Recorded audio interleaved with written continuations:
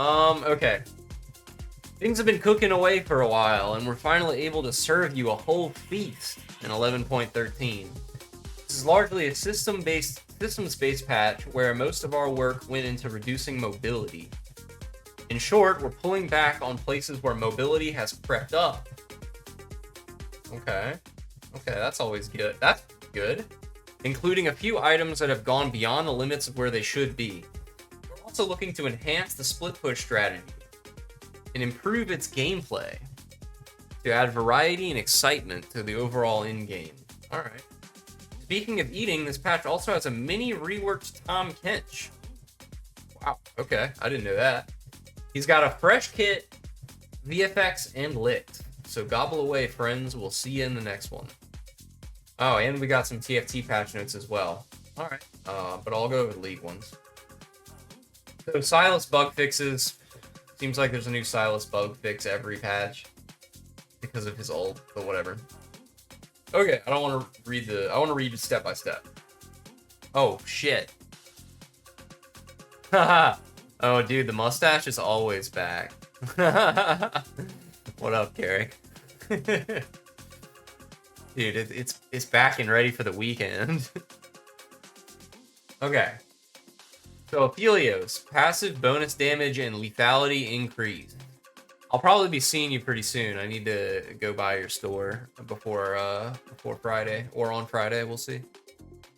Our 11.12 buffs to Aphelios steered him in the right direction, but cost him more power in elite play than we'd hoped, leaving him weaker overall. This means he could use another push forward, so we're adding some oomph to benefit all players across skill levels by boosting his less popular rank ups. Okay. Passive bonus damage increased. Wow. Through every level. That's kind of crazy. And his lethality passive has been increased through every level as well. You'll be there Friday? Hell yeah. I'm excited. I'll definitely stop by. So I'm not really thrilled about Aphelios buffs. I personally don't like him as a champ, but he's a champ I need to learn how to play eventually, so whatever. But yeah, I don't like seeing this guy in my lane. He's a ball laner, so. Okay, Kayn. WVFX now revealed when in terrain. We're addressing a unique, frustrating case where Kayn's VFX is hidden while in terrain. Okay, this is good. VFX while out of vision. Okay, this is actually cool because I have been cheesed by Kayn's, like it'll hit you and you don't even see it coming because there's no indication that it's coming. So good shit that they fixed that. Lee Sin, E base damage decreased later. Lee Sin has been dominating mid and top lane in all levels of play, especially at the highest tiers. We're tempering down the max power of one of his more reliable in-lane abilities so that we're not blindsiding him in the jungle. Ha! Okay, yeah, she's definitely taken over the helm of Freak with the puns. So blindsiding, that's pretty good. I like it. All right, so his base damage on his E, it's down. Cool. I think Lee Sin's been extremely popular lately, and it's justified. Olaf's base health growth increased, mana regen and mana growth rounded up. Olaf has been pretty stalled in recent patches. I mean, but he isn't a pick where he's like absolutely terrible. He's just not super meta right now, and Riot can't seem to ever have Olaf out of the meta for more than a couple months. They have these certain champions, and it's usually junglers, where they're like, this guy needs buffs because he's been not meta for a month, which I don't really get. I think they could have held back on Olaf buffs for a little longer, but whatever. Olaf is not a fun champ. Riven, E base shield strength reduced. Okay, so Riven's a champion who can block, dock, and knock, and cock up enemies at will. Lowering some of her ability to mitigate damage, she'll need to be more careful before dashing into her next battle. Okay. Okay. Yeah, Riven is pretty, is kind of a terror at the moment, so her shield strength getting nerfed is very good. Rumble, W cooldown increased early and now scales. Bonus movement speed decreased. Despite his constant visits to the patch notes this season, Rumble's still hot on his enemy's tracks in both mid lane and jungle, cooling down his early clear speed and slowing down his roaming and ganking power. Okay. Wow, big nerf on the cooldown. Oh, well, it's not that crazy, but bonus movement speed nerf is pretty big. Wow. All right. Rumble, to me, I mean, I don't ever lane against him. So my hot take is I didn't think Rumble was that insane. I mean, he has been played a lot lately, but I don't know. Sure, I don't care. Nerf him. See what I get. See what I care. Now this is the most interesting thing. I kind of saw this coming a little bit. Dude, where's the Akali ban? Much need Akali nerf? That you're telling me, man. Fuck that champion. I don't know if you're being sarcastic, but I think Akali should just be reverted back to her previous rework and never touched again. I don't like new Akali. Updated Tom Kinch. Devour and ult swapped and reworked. This is cool, actually. I kind of like this. It's probably going to make him really strong. Passive bonus damage decreased. Q now heals, applies his passive, and scales with his size. Each shield duration increased. Healing over time increased, but takes longer to come into effect, and new effects all around. Alright, the Kinch is shinier and slimier than ever, blah blah blah. Moving power from Devour, which is heavily used in coordinated play, making Devour easier to use with allies. So his Devour is now his ult, and his ult is now an ability that knocks people up, I think? Holy shit, this is like, it's not a mini rework, this is a straight up rework. Yeah, dude, this is insane, Tommy. If you like Tom Jungle, his ganks are probably going to be really good. Because his Abyssal Dive. Tom Kinch channels for 1.35 seconds, dives for 0.15 seconds, then appears at the targeted area, dealing damage. 100% AP ratio, by the way. That's pretty funny. That's pretty funny. And knocks up enemies for 1 second. Hitting an enemy champion refunds 30% of its cooldown and mana cost. What? So 30% of its cooldown. So it knocks 7 seconds, basically 7 seconds off of that cooldown once you hit somebody? What? Oh, hitting an enemy champion with the knockup, I think. Tom Kinch can take devoured allies along the right. Allies can always eject before the channel finishes. Enemies cannot see where Tom Kinch is headed until 3/4 of a second into the channel. Wow. This Tom Jungle, the catfish, now rules the river again, dude. This is very cool. I kind of like this because I think Tom was kind of boring, in my opinion. His gameplay is very one-dimensional. He's kind of like Garen. He's just like, me walk at you, me kill you. But that's how most champions in League are, honestly. So I think this is a good change. I think this is gonna be cool, and you'll see Tom in the jungle now. Thick skin. Wow, his duration for his shield's up. I can't make any knee-jerk reactions on how OP this is gonna be, but people will figure out a way to make it work. We playing norms so I can play it? Actually, not right now. I'm gonna play a flex game to warm up, and then I'm playing solo queue. Maybe later I'll play some norms, like off stream, but until stream ends, I think I'm gonna play ranked. So I'm gonna play flex to warm up, and then just solo queue from then on. So I gotta grind. Viego. Oh, Viego changes. Okay. But if I play after 10 o'clock, then I'll definitely play some norms with everybody. And crack some bruise probs. Q healing for minions decreased. E base bonus movement speed. Missile speed and zone length increased. Wow. With his ability to reliably replenish his health from waves, Viego's been sitting a bit too comfortably in the mid lane. We're shifting some power out of the sustain into a place where all his roles can appreciate. Okay. Yeah, lane Viego's kind of a menace. I mean, he's supposed to be a jungler, right? So, wow, his harrowed path. This is his stun, I think. The missile speed is up, and the zone length is up by 75 units. Damn. Damn, dude. Jungle Viego's back. Lane Viego's gone. All Viegos are bad, so I'm indifferent. I don't know. Now, here's an ADC change. All right. Xayah. Q base damage per feather blade and maximum total damage increase. Xayah's been feeling weak in all levels of play, so we're fluffing her feathers by giving a good size buff to her Q. I wonder at Riot, they like, you know, sit there next to Momcat with like a gun to her head and are like, you must put a pun. You must punify every single patch note. Like, come on. It was cute when Freak did it, but the fact that they're trying to replace Freak, or they did replace Freak, and then they just continue making her make puns is like big eye roll. Which tends to be maxed later in the game. Our intention is to buff her in a new way that benefits all Xayahs, regardless of which ability you choose to max first, while also helping those who decide to max Q to first stay more competitive. Because I know at least I always maxed her E first, her Blade Recall. But maxing Q, the damage per Feather Blade, 5 buff, and then 10, and then 15. Okay, that's pretty significant. If you want to max Q, that definitely seems more reliable. Maximum total damage up too. Okay, yeah, Xayah never gets played, so that'll be cool to see more of her.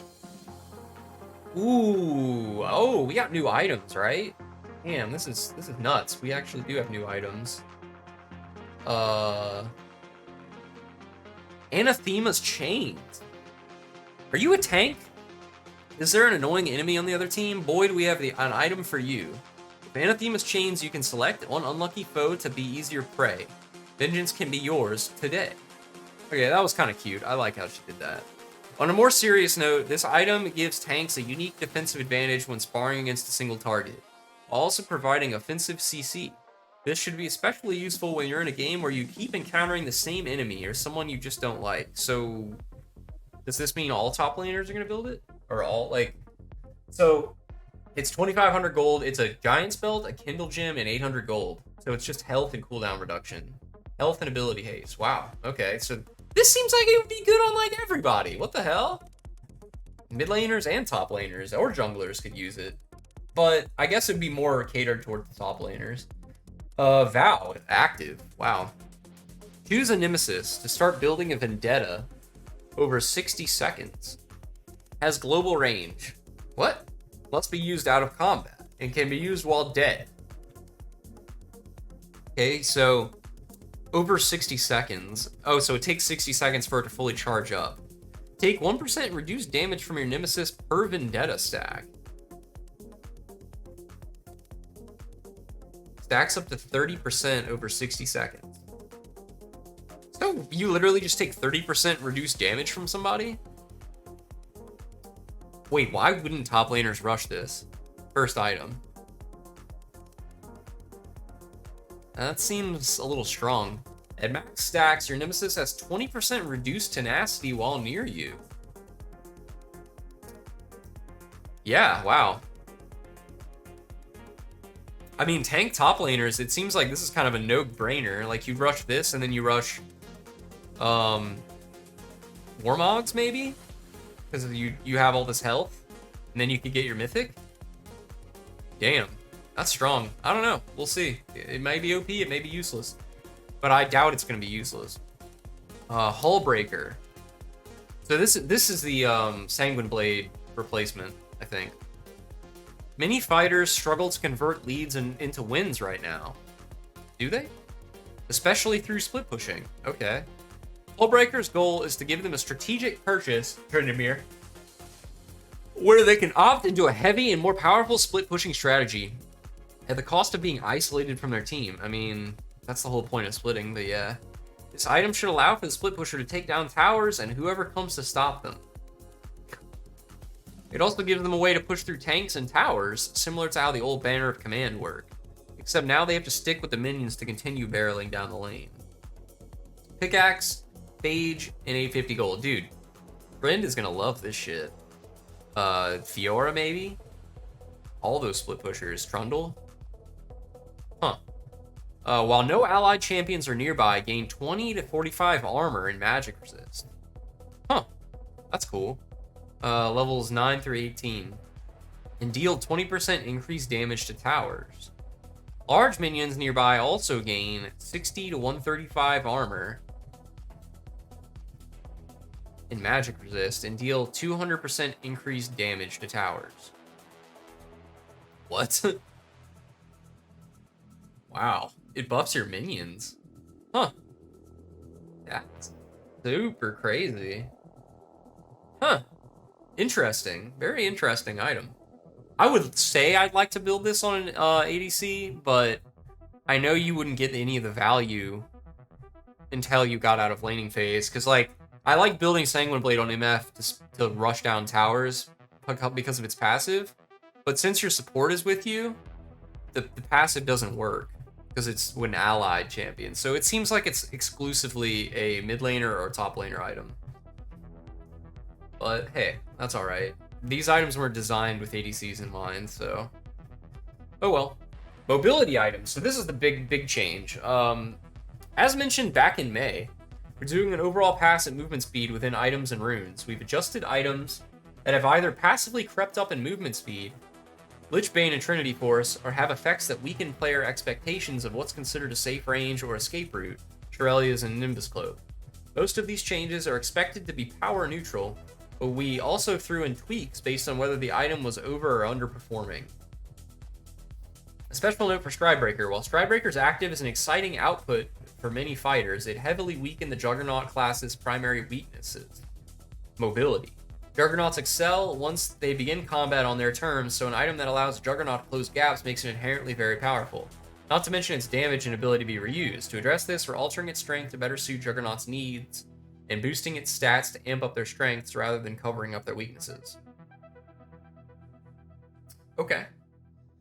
Stridebreaker, health up by 200, attack damage down by 5. Remove dash. Halting slash no longer lets the user dash 300 units.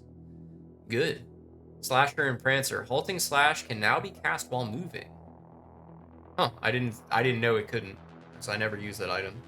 The damage has been increased to 100% AD. But it should hit less people now because it doesn't dash. Slow. 90%. Decaying to 40% over 3 seconds. Damn, that slow is intense. And the cooldowns drop by 5. Bonus movement speed down. Mythic passive bonus movement speed down. Wow. Okay. Good. I'm glad. I'm very glad that Riot is addressing the mobility creep in this game. It definitely needed to. They definitely needed to because it's been out of hand for a while. Gale Force. Ooh. Mythic passive bonus movement speed down. 1%. Okay. Huh. At least they didn't touch the cooldown or the damage or anything. Just overall movement speed nerfs. Lich Bane movement speed down 2%. And ability power up by 5. Okay. Cosmic Drive ability power up by 5. And bonus movement speed from 10 to 30, just to 20.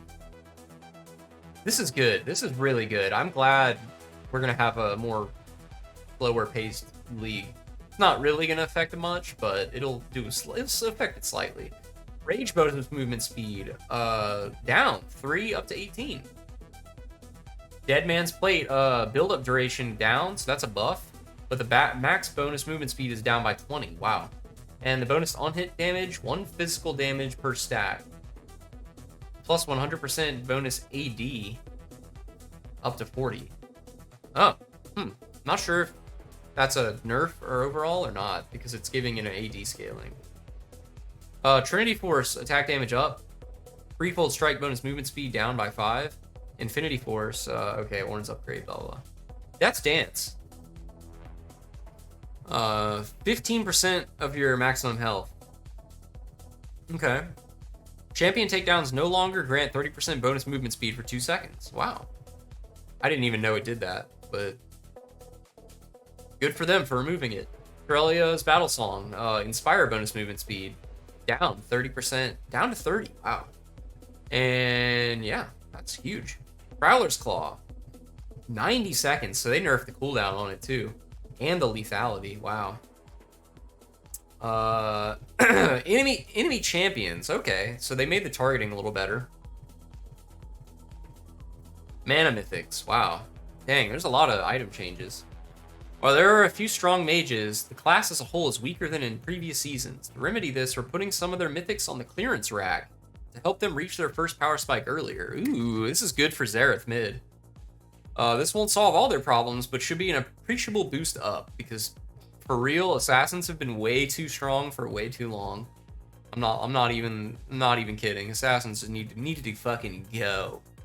We'll be keeping a close eye on where these changes land to see if they're too much, not enough, or just right. Leander's Anguish. 1,000 gold. Okay. Ludens. Wow, this is freaking huge. Down 200 gold to 1,050. And Everfrost down 200 gold. Wow. Cool. I like the Ludens buff. That's nice. Moonstone. Dude, they can't decide what to do with Moonstone. Starlit, Grace, Heal, and Shield Power. Starlit, Grace, Heal, and Shield Power. 7% per stack.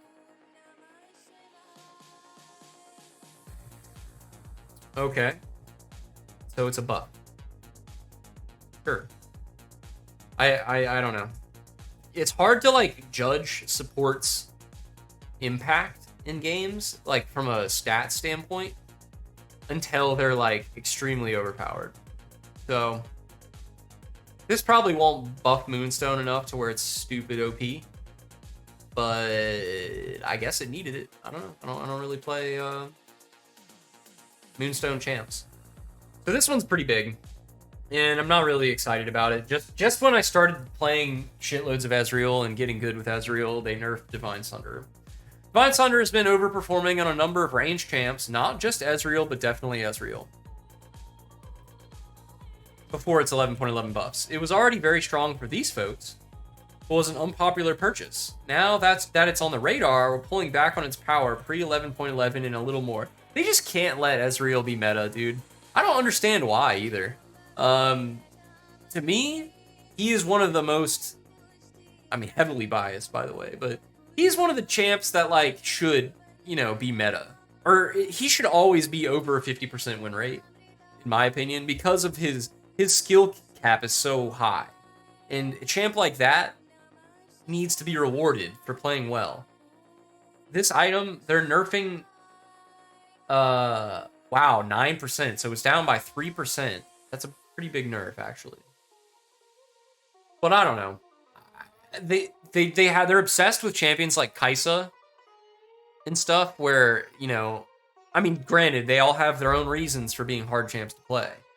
But to me, Kai'Sa's power lies in her Q, and so does Ezreal's, but the difference between Kai'Sa and Ezreal is you can't miss Kai'Sa's Q.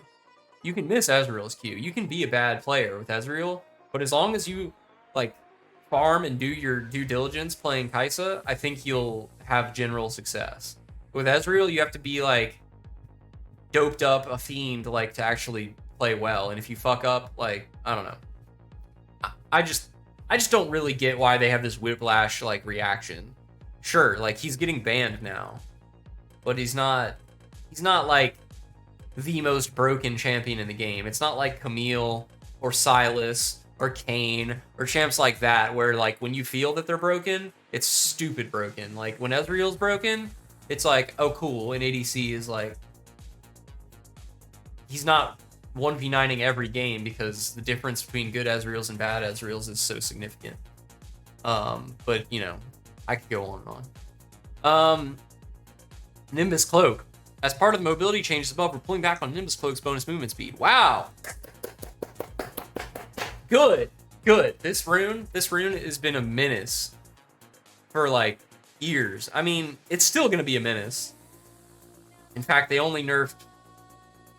Wow, okay, they only nerfed the last tier of it? I don't know what these 5%, 20%, 25%, is that based on level? So they only nerfed its late game potential, I guess, but this rune is... It really only works on a few champions, but when it does, it's super frustrating. Like Orianna, Cassiopeia, Ryze, champs like that. You know, people that actually... But then again, those are also, in the same vein, they're champs that, like, you really have to know what you're doing with to play them well. Ghost Poro. Ghost Poro is very, very rarely taken in the Domination Tree's tracking slot. We're buffing up this Poro to better reward playing the Vision game. I agree. I hardly ever see anyone use this. But this is pretty big. Yeah, I really like this. Good on him. Ghost Portal should be viable. Turret update. Ooh, top and bot inner towers haven't been a strategic objective due to their lack of value, literally, in comparison to other objectives on the map. To tackle this, we're making these turret takedowns more rewarding, so that players are encouraged to look for leads in the side lanes, and split pushing remains viable, so they really are pushing split pushing. Exciting strategy across all levels of play. The advantage should also help the split pusher feel like they have more agency to snowball into a big old threat that can't be ignored. Inner turrets and side lanes, top and bottom. Inner, is that doesn't mean, that means like closer to the base, right? Now grant an additional 250 local gold. Wow. All turret inventories now show how much local gold they give once destroyed. That's cool. Smite. Damage to minions down. Huh.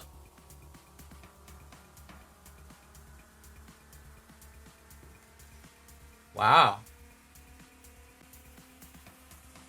Smiting pets can still remain as a strategic choice for junglers throughout the game, but they aren't able to completely obliterate low-rank ultimate pets as soon as the smite upgrades. Hey, as long as they're nerfing it, fine. I think jungle's too strong anyway. Been too strong. Yeah, but that's because I'm an ADC main. ARAM, who cares? Bug fixes. Nico, Mundo, Scion. Able to respawn in his current location if his passive glory and death lasted longer than his death time restoration.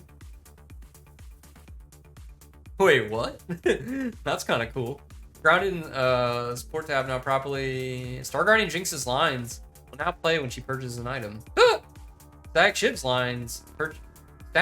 lines purchased lines are now relocated to Storm Razor. Oh. Huh. Upcoming skins. Oh, baby. Project Zed. Fucking edgy ass Lord Zed over here. I don't know. This skin looks pretty sick, but it's also just a chroma of Project Zed, so they do with that what you will. Astronaut Maokai. Ooh, these. Okay, the astronaut skins look cool. I really like all these astronaut skins. Well done, especially Maokai. I've seen this one and it looks so cool. He's got a little biodome on his back or whatever. And the smattering of chromas, of course. Because Riot knows that these things print money, it would seem. All right, let's go. Hey guys, thanks so much for watching. I really appreciate it. I am streaming on Mondays, Wednesdays, and Fridays from 4 p.m. to 10 p.m. And hopefully I'll see you there. Till next time, peace.